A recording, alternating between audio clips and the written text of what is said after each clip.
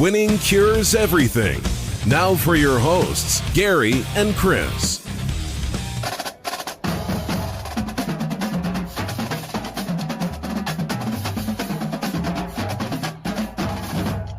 Welcome in, Winning Cures Everything. It is the Monday, December 20th edition of the show.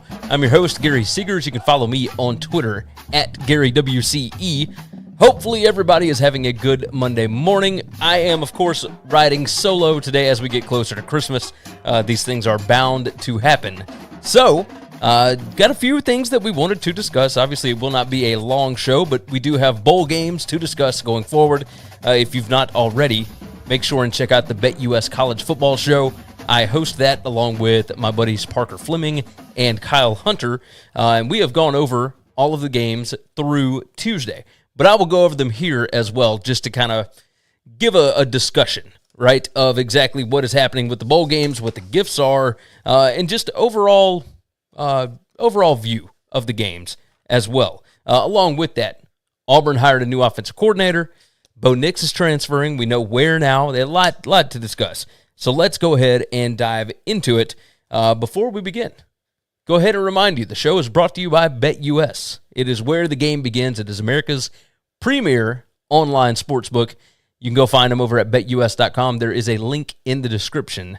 So go ahead and check it out. They've got a bunch of bonuses, all that good stuff. And I'm telling you, I've used them for years. They are fantastic. You will absolutely love them. Go and check them out. BetUS.com, where the game begins. All right. Also, the website for us, winningcureseverything.com. You can find everything that you need to know about us over there. So go ahead and check that out, winningcureseverything.com. If you have not already, if you are watching the show, first off, we certainly appreciate you. But next, do us a favor and go ahead and subscribe to the podcast. Leave a nice 5-star review. That would certainly help us out. We got a lot of goals that we're trying to meet, and you guys have helped us exceed all of them thus far this football season. We hope to keep that thing going. So go ahead and knock it out for us. We would certainly appreciate it. With that said, let's dive into what we need to talk about. The first topic of the day, and let me write my times down, of course. Bo Nix is transferring to Oregon. That's right. He will be a Duck for his final year, and he may have 2 years remaining. I am not entirely sure, but this took a lot of people by surprise. I had Auburn fans that texted me that just had no idea, like, why in the world would he go to Oregon where Dan Lanning is? That makes no sense. And I will give you the connection. Okay, Dan Lanning just a couple of days ago officially hired Kenny Dillingham as his new offensive coordinator. Dan Lanning and Kenny Dillingham worked together on Mike Norvell's staff years ago, and Dillingham was then brought up to Auburn to be the offensive coordinator and the quarterback's coach in the freshman season for one Bo Nix. So Dillingham and Dan Lanning have a connection. Dillingham and Bo Nix have a connection. This makes all the sense in the world. I think the best season that Bo Nix had, as far as big moments, etc., maybe the most development that he had was in that first season. Now, Dillingham is not a play caller. He never has been, but he can develop guys, right? Dillingham was a huge part in Brady White being what he was at the University of Memphis. We can say that was all Mike Norvell. But there's a reason Mike Norvell, when he got to Florida State, went back to Auburn and hired away Dillingham, right? That makes perfect sense. So there is obviously a good relationship there with Dillingham and Bo Nix. Bo Nix has got experience. He wasn't great in the SEC in his first 2 seasons, but I will say he was impressive this year when he was healthy. He liked what was going on with Mike Bobo and has seemed to talk really highly of Brian Harsin. I think this is a good move. Go out to the Pac-12. There is not as much competition because if you end up playing, his other options may have been like A&M, Ole Miss, maybe Georgia. Who knows? I mean, there's all kinds of different things that would go on inside the SEC. And if you are a legacy name like Bo Nix is, he is the son of Mr. Patrick Nix, who played at Auburn. You just played 3 years at Auburn, and why would you want to ever have to play them again? Like, why would you want to play against the team that you just spent 3 years as the starting quarterback of? I don't blame him. for getting as far away from that situation as humanly possible. So I think it's a good move. I think Oregon needs an upgrade. We'll see what's going on with Ty Thompson. Apparently, there is still more work to be done there, and who knows exactly what Lanning and Dillingham think of him. But he didn't get a ton of play this year, and if you were going to beat out somebody, this would have been the year to try and get that done with Anthony Brown. But if you're Oregon, you were looking to compete for Pac-12 titles right now, and Bo Nix allows you to do that. I think this is a good move for both parties. So cheers to Bo Nix for moving on and getting a really good opportunity. That roster is absolutely stacked.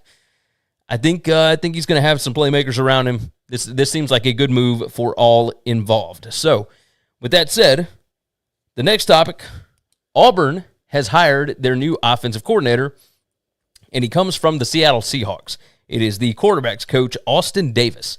He played college football at Southern Miss.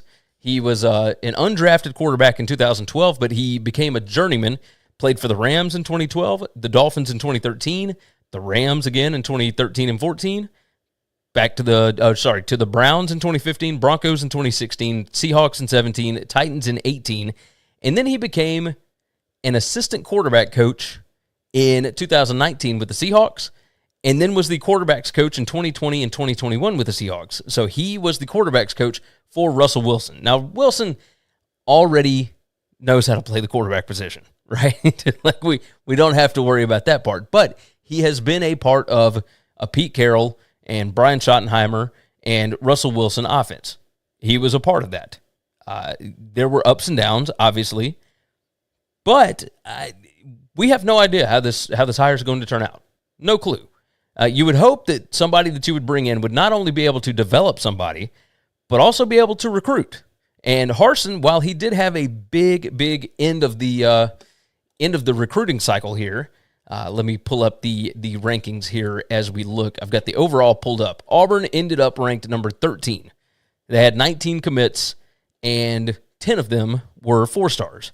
So it's pretty far down the pecking order. The people that are ranked ahead of them in the SEC, by the way, Missouri, Kentucky, Georgia, Alabama, A&M. So not that many that were ranked ahead of them, but right there with them is Tennessee. You got LSU back at 19. You know that they'll be back to normal pretty soon. Arkansas at 20, South Carolina at 21, Mississippi State 23, Ole Miss at 25. Like, there is a lot going on here. You would hope that one of your coordinators would be a big-time recruiter. I don't know that Derek Mason is, and I don't know that the new guy, Austin Davis, is. Now, Davis certainly can prove me wrong, but this is an incredibly interesting hire for Auburn, and we'll see how it works out. Like, this is certainly a move that shows that Harsin is doing it his way. I initially said that Mike Bobo was an Auburn booster push, that they wanted somebody in there that understood the SEC, that knows what's going on. Harsin got rid of him. In the middle of the year, he got rid of his wide receivers coach that he actually brought with him. There's just a lot of mayhem. 6-6 seasons on the Plains do not go well, even if it is your first year and the starting quarterback gets injured, right? They do not deal well with that. So we'll see what happens. I would imagine Austin Davis is somebody that is going to he'll still be pro style, but I would imagine it is somebody that is going to weigh heavily in the favor of the analytics when it comes to fourth downs, when to go for it, etc. Harsin, I think, is progressive when it comes to that. But again, this is interesting. Incredibly unproven guy. He is only, he's 32 years old, so he's a young guy. We'll see. I mean, he's older than Dillingham, I believe, that I was just talking about. I will actually look that up as we speak. But yes, this is a strange one. Not going to say it's a bad hire, because obviously we have no idea. No idea as it sits. But it is certainly unproven. Yeah, Dillingham is 31, and he has been coaching in college football since 2014. So, yeah, it's a little bit different situation there. So we'll see what Auburn ends up doing with that. From there, let's talk about bowl opt-outs. Now, we don't spend long on these, of course, but there's some interesting names that have popped up that will not be playing this bowl season. Kenny Pickett, quarterback for Pitt. I brought this up as an option because Mark Whipple resigned and went over to Nebraska. Because Whipple is not going to coach, Kenny Pickett is not going to play. I think he is pretty much guaranteed to be a first-round guy, maybe early second round. But I think he already knows where he's going to be. He's got nothing to prove in this bowl game. Basically, if you go out and you don't have a stellar performance against Michigan State, it's going to look bad on you. So there's nothing else to prove at this point. The only thing that can happen is it can hurt you. Because if you have a good day against Michigan State, well, you were supposed to. But if you don't, then everybody wants to know what happened, what went wrong. So I don't blame him at all for not playing in this bowl game. So that means the two Heisman finalists from that game, Pitt against Michigan State, are Kenneth Walker III and Kenny Pickett, the quarterback. And they are both sitting out. So this will be a very interesting ball game at this point. Very difficult to handicap because who knows what the running back situation is going to look like for Michigan State, and who knows what the quarterback situation will look like for Pitt, especially without their offensive coordinator. On the other side, Iowa State's running back Breece Hall he's headed to the NFL, and I don't blame him at all for that. But this is another one of those situations where you got nothing left to prove, and Clemson's defense, even without Brent Venables, their defense has been stout this year. They are the lone reason why Clemson ended up 9-3 this year. I don't blame them. I don't blame them in the slightest because at best, you could end up having a killer day, but everybody already knows that you're pretty good. The most likely situation is against Clemson's defense, you're probably not going to have a very good day running the football. And is that really the last game film that you want out there before you head to the NFL Combine, etc.? I don't think so. I don't think so at all. So if I'm Breece Hall, I love this place. I love what you've done for me, Matt Campbell, but adios. I will see you on the next go-round. I don't blame him for doing that. I don't blame Kenny Pickett. These opt-outs, while I wish that we could watch them play one last time because these matchups are very intriguing, I don't blame them for sitting out at all. I understand the way that the sausage is made now. I understand the way that this works, and cheers to him. Cheers to him. It's a very difficult decision. If I were put in that position, I don't know that I would do anything different. I would like to think that I would play and do one last game with my teammates, but looking at all of the money involved, et cetera, in the future, I think I would roll the way that these kids are doing. So let's talk about some bowl games that we've got 3 in the next couple of days before our Wednesday show. So we're going to start off with the Myrtle Beach Bowl. And that is Old Dominion and Tulsa. It is 2:30 p.m. Eastern Time on Monday. Go ahead and tell you the gifts here. The gift suite, of course, that I always talk about. So much fun. The Fossil Watch, a big game autograph football, and an ice shaker bottle. Okay. I hate the gift suite stuff, man. I absolutely hate it. A Fossil Watch is pretty cool. I don't know what a big game autograph football is. That's incredibly interesting. Like, are you supposed to go and get autographs if you're a player, or is it just an autographed football from your team or the opposing team? Like, I don't understand exactly what that is. But either way, an ice shaker bottle is kind of cool. You know, cheers to them for that. But yes, Old Dominion and Tulsa. Tulsa is a 9-point favorite here. I've already talked about it a little bit on the BetUS show. I did take Old Dominion on BetUS, and there will be a link in the description for you to go ahead and check out what I said about it on that show. Old Dominion 5-0 against the spread in their last 5. They are 4-1 against the spread as an underdog. Tulsa is 6-2 against the spread in their last 8 bowl games. But 4-0 against the spread to close the season, not too shabby. Tulsa lost their defensive coordinator to TCU, so he is gone. He is already in his office in Fort Worth, around about. But both teams, top 30 in total plays per game. They are not great at finishing drives. I just seem to believe that 9 points is too many here, so I'm going to roll with Old Dominion on this.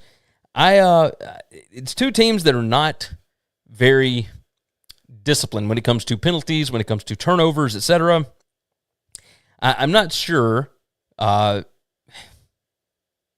talked about it on the show. I just think there could be a lot of chaos in this one. And if there's chaos, then I want the underdog. Big time. So that's the way that I'm going to roll on that. Chris did not send me his picks. He is traveling with family, not able to do the show today or on Wednesday. But he'll be back for other bowl game picks, et cetera, et cetera. So we'll talk about it. I've got a tickle in the back of my throat that is the most ridiculous thing. Of course, while I'm trying to record a show is when it's going to pop up. But either way, excuse me.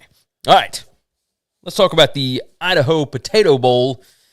And that would be one Wyoming Cowboys against the Kent State Golden Flashes. Now, Sean Lewis, I kind of expected a little more from Sean Lewis this year with Dustin Crum coming back. They had a lot of guys back. They did play in the MAC championship, but they kind of got embarrassed by an NIU team that statistically makes absolutely no sense. And we'll kind of recap the Cure Bowl and a few other things here momentarily, but Kent State just hasn't made a lot of sense to me. If you look at strength of schedule, like Wyoming, they have not fared well against some pretty bad competition, but they have shown up in some spots. I mean, they showed up enough to get to a bowl game, I guess. And they do feel like the better team in this position, right? Because they are playing in Idaho.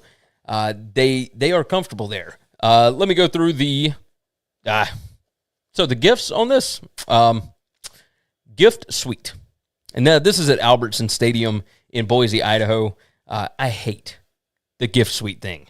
Like, it's just ridiculous. Yeah, give me a grab bag. Why wouldn't you just give people like a gift card to go wherever they want to pick out whatever? Because if you give them a gift suite, that's so stupid. I hate that. Hate it. But either way. So Kent State 1-6 against the spread their last 7 as an underdog. They are 5-2 against the spread off of a straight-up loss. The biggest thing here, Wyoming is going to have their big-time linebacker, their Butkus finalist, Chad Muma, and I hope I say that right. They are not going to have their big-time defense back, their nickel back, Keon Blankenbaker, and they're not going to have their defensive line coach. Now, they've still got Craig Bowl, and he understands how to win football games, especially in the cold, and it's supposed to be cold in Boise. So, Kent State, are they going to be able to do a lot of the things that they want on offense? They've not been very explosive all year. If you're not explosive against Wyoming, I don't know that you can win the ball game because these two teams, talent-wise, I think are very similar. So, while I would expect points, the total here is 59.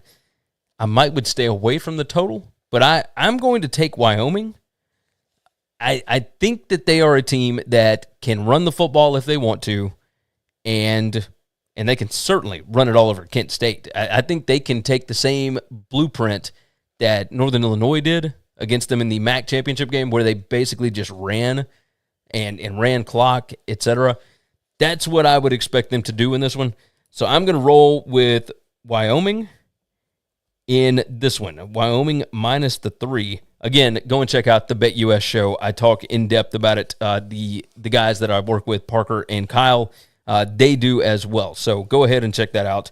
That is the 3:30 p.m. Eastern time game on Tuesday. So Wyoming, Kent State. Now over to the Frisco Bowl.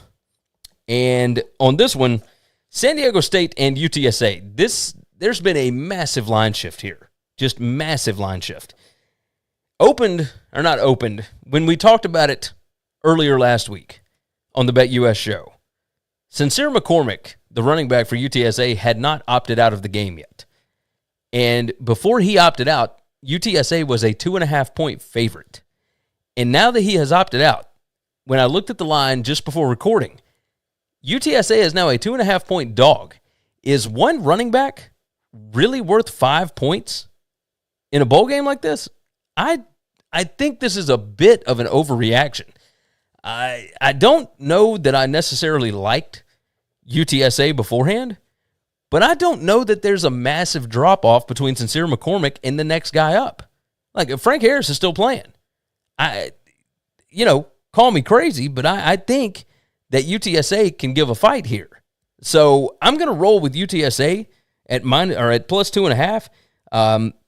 I was a little wary of them being a 2.5-point favorite, but as a 2.5-point underdog, I feel like that line shift is just bananas. On this one, here is our gift package for them, a gift suite, which again, I don't like it when it's the only thing that you're getting, but I'm okay with it when you got all this other stuff, right? They also get a Herschel backpack, a Justin Cowboy hat, big game autograph football. Who knows? I mean, it's so ridiculous. A beanie, a commemorative coin, and a lapel pin. And that is from the Tropical Smoothie Cafe Frisco Bowl. Huh. Interesting. So 7:30 p.m. Eastern Time on ESPN for this one. I'm going to ride UTSA. UTSA 7-1 against the spread against winning teams this year. They are 4-1 against the spread against the non-conference. And San Diego State 5-1 against the spread as a dog. They are 5-1-1 against the number after a straight-up loss. This is trying to figure out what San Diego State is going to be is the most difficult thing. Now, they obviously can stop the run. There's a lot of stuff going on there with that. But San Diego State's offense is so bad, and I fully expect UTSA to be able to put up some points. I think they can put up points.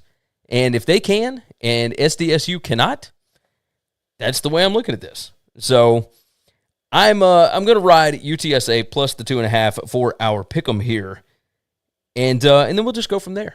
So let's do a little bit of a recap over the bowls that happened this weekend. On Friday, we did have Middle Tennessee and Toledo, and Chris called it on the dot. He said Toledo seems like they might be a team that wants to go down to the Bahamas just to party. And after that, seemed like they just didn't care. Like, they didn't play hard. It was just a weird ball game, all kinds of stuff. But Middle Tennessee gets the win 31-24 on that. And it was a weird game, a very weird game. On top of that, we did have the Cure Bowl that night, and that was one of the weirdest endings. It was a fantastic football game. For those that didn't watch it, go back on your DVR and check that thing out. I'm telling you, it was awesome. Northern Illinois, Coastal Carolina. Coastal won at 47-41, so I got it right on Northern Illinois being able to cover, but I did not expect them to be able to put up 41 points on Coastal. That kind of surprised me. And Coastal always, whenever they face a team that has a pulse, they play them close every time this year for whatever reason. But the way that game ended with Rocky Lombardi throwing that pass and the ref ruled it in bounds, and on tape it looked like he actually fell out of bounds. It should have stopped the clock. They should have had one more play. But they started the clock immediately. It was a very strange ending. The commissioner of the MAC has come out and said that is inexcusable. That should never happen in a bowl game. And I don't blame him because the MAC has not exactly had a lot of bowl success over the years. They had a shot to win this game. Now, if it were me, if I'm Thomas Hammock and in that offensive staff, I would have not left it up to that, right? I would have gone to the end zone on that last play. You had 6 seconds left, 7 seconds, whatever it was. It's 4th and 4. Why not go to the end zone instead of throwing a shorter pass to try and get a first down? Like, there's so many things that can go wrong there, especially when you don't have timeouts. So if I were them, I would have gone to the end zone, but I do kind of feel like they were robbed a little bit.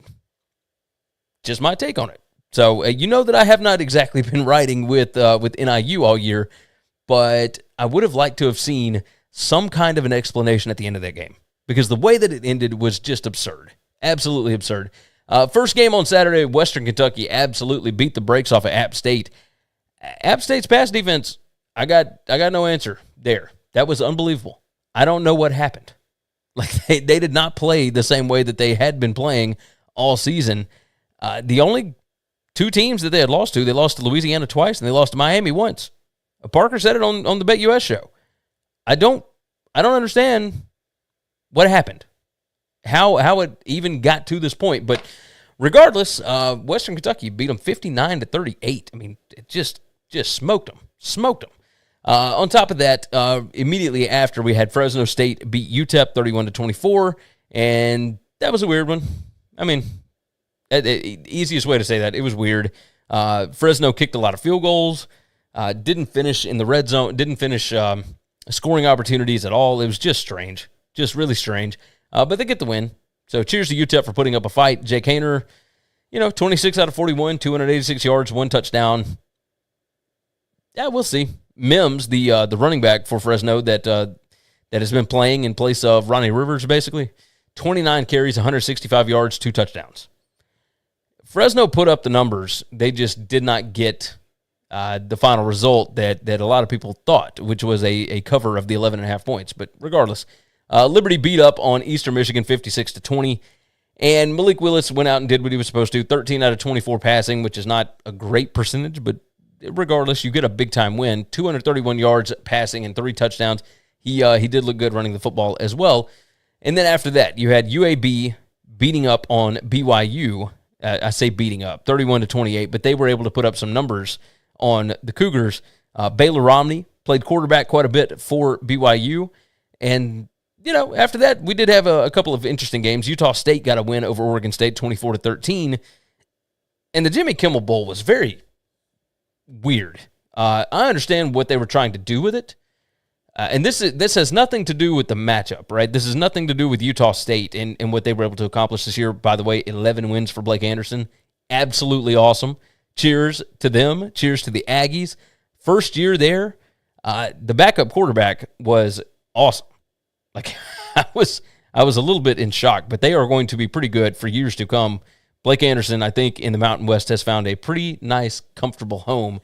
And we'll see what they do next year. But the Jimmy Kimmel Bowl, just in and of itself, was strange. And that's putting it as nice as I possibly can. The camel and the eating of the sandwiches and just the jokes, Kimmel coming out playing a clarinet. It is everything that real college football fans don't like. Like, they want the tradition and everything, but it was almost like it was making fun of it. And yet I'm okay with it, right? Because you should be able to have fun with this stuff. These games don't really mean anything. It's an exhibition. So, I'm a little torn because I would like for the game to be taken seriously. But if you take it seriously, you're not going to be able to generate as many viewers, because how many fans are going to watch a ball game between Utah State and Oregon State on a Saturday night when you got the NFL going on, et cetera, right? I get it. So this was interesting. An interesting way of going about it, and now it's got me curious about what the Barstool game is going to be, right? I want to see what that game is going to be like, the Arizona Bowl, the same day as the college football playoff, semifinal game, the first one. I mean, it's going to be on at the exact same time. So we'll see. We'll see what they end up doing. Now, that one is going to be online only. You can only watch it online. That is very interesting. So we'll see what happens there. But the way that they went about this, the entertainment factor, I think, was there. We'll see. It was a little bit cringe, but I understand it. I get where they were going with it. And on top of that, the final game for the evening, Louisiana, 20 points unanswered in the fourth quarter. They were down 21-16 against Marshall and blank them in the fourth quarter and score on 3 touchdown drives. I mean, there was a turnover that led to points, I believe. 36-21 was the final there. So cheers to the new head coach. Levi Lewis came out, did what he was supposed to do. Like, Louisiana looked good. They looked good, 13-1. The only loss on the resume was to Texas at the very beginning of the season in Steve Sarkisian's opener. That's not bad. That is not bad at all. There are many other things that we could probably talk about. A&M, of course, finished the early recruiting period as the number 1 team at 247 Sports. They've already got 27 commits before the February signing period. 5 5-stars, 19 4-stars. They are doing pretty well. Alabama's got 24 commits, 24 signed, or whatever you'd like to call it. And they are right behind them.